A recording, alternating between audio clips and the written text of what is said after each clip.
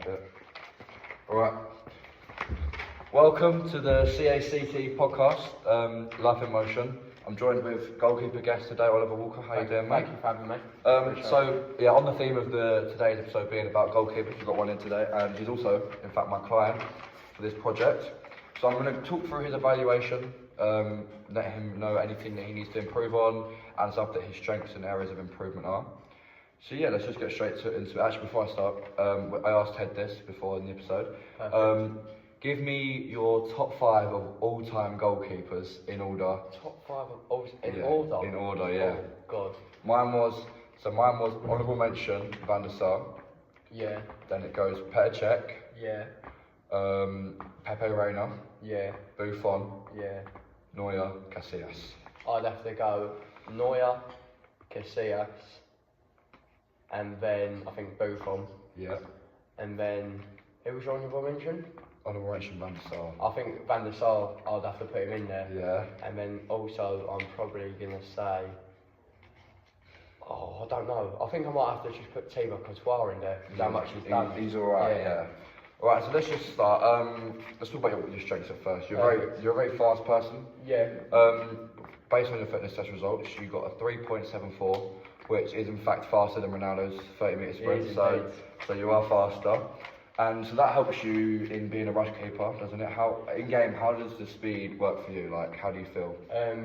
For a goalkeeper, speed can be important because it means I can play high off my line, means I can be a sweeper keeper, what means I can attack the ball, I can clear it, I can tackle attackers outside my box as well, managing to clear the ball away from danger, away from my box. I mean, some of the best keepers in the world are sweeper keepers, but next we have your flexibility, and I've witnessed it multiple times, especially in that PSA away game. Yeah, true. You made many saves similar to the Iker Casillas one. Yeah. 2010 World Cup final. True, very true. Yeah, so we always know you're flexible, but what has flexibility done for you? I think flexibility gives me the skill I need as a keeper for shot stopping. Obviously, you have to be very flexible. I think flexibility is most important for feet saves, especially for blocking and clearing your lines. 1 second. I'll just cut this bit out. Right, there we go. As I was saying, yeah, it's especially good for blocks in those one-on-one scenarios. Perfect. Now, me talking about this earlier, the strength and weaknesses of goalkeepers. One of the strengths obviously being power.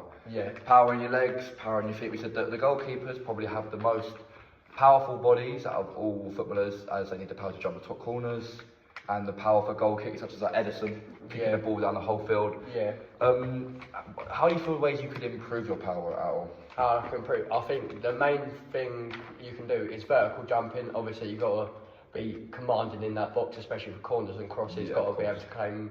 I think also plyometrics as well play a big part in that for explosiveness when diving. I think plyometrics has played a big part as well. Box jumps, for example. Yeah, exactly. As you're quite tall yourself, 6 foot, 6'1", so you don't really have to worry about the top corners. Yeah. But how do you feel about the bottom corners? I think I've always said that the lower corners are more difficult to save. So that's why I think the reaction time's got to be more important for that. So stuff such as the roller drop test, you can obviously analyse your results week after week, and I think that will help you react and be able to dive quicker. With me talking about this, what is your favourite ever save that involves quick reaction time? I said the Emi Martinez goal line save where he literally turned his body around. I think I have to agree with that. In the World Cup final, I agree. Yeah. Last thing is get a bit personal here. Yeah. You stated in your park queue that you often drink and smoke. Yeah. How do you feel that you would like to kick that habit?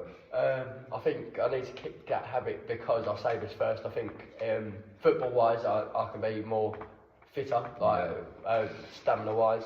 But I think I can cut that habit just by doing such things, dry Jan, what obviously I'm participating in now. Just cutting out of bad habits like chewing gum, like what Carlo Ancelotti does with smoking. He uses chewing gum all the time to keep his habit. So moving on to opportunities now, I've put that you can spend less time in the pub and more time at the gym. Yeah. Because I already know you, as you say, but also knowing you personally. Chesley smokes, he's a keeper.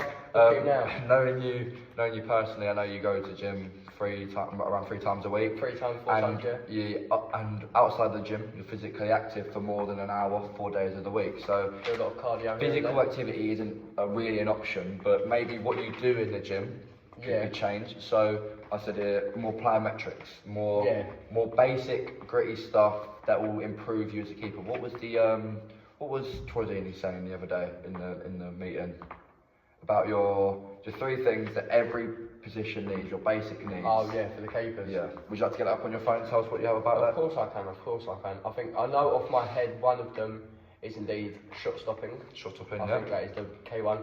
I put make saves, so Make obviously saves, shot stopping, distribution, and also another key one, communication. Okay, well, out of them 3, what do you think your weakest one is? Out of them 3, I would say distribution is probably the weakest one out of that, but Your strongest one? shot stopping, yeah. Yeah, perfect. Okay, so with the distribution, obviously, you can do things such as like leg presses, anything to do with leg exercises, and even for form, you can use a pull-up bar or a dip bar, and you can literally just exercise your legs, continue that form, and obviously your distribution will get better. But practice makes perfect. Yeah. Right, some threats. Knowing you personally, I know your biggest threats that you could have, and the biggest one I believe is the coaches on the program. You said you've been told that you're one of the better keepers on the program, yet being one of 7 or 8 goalkeepers in the program is very hard, especially when you're being told you're too young to. Yeah, especially due to my age. Yeah, that's one of the worst parts about it. Being told you can't play at the highest level because of your age. Let's not go out to them. Yeah. But so what do you feel about that? I think I see their point, but I don't. Obviously, they like the other keepers. They're good. Like I'll give the hands to them, but they're good. Like obviously they've been here a while, so I give them the benefit of the doubt. But also, like if I'm a coach and I want to win big games, I want to win trophies. Exactly. I'm gonna put one of my best keepers in, and one of my second best keepers. Exactly. You don't see Pep Guardiola starting Scott Carson over Buddy Edison. Exactly. So, and even though Scott Carson's won 1 Champions League, what do you need?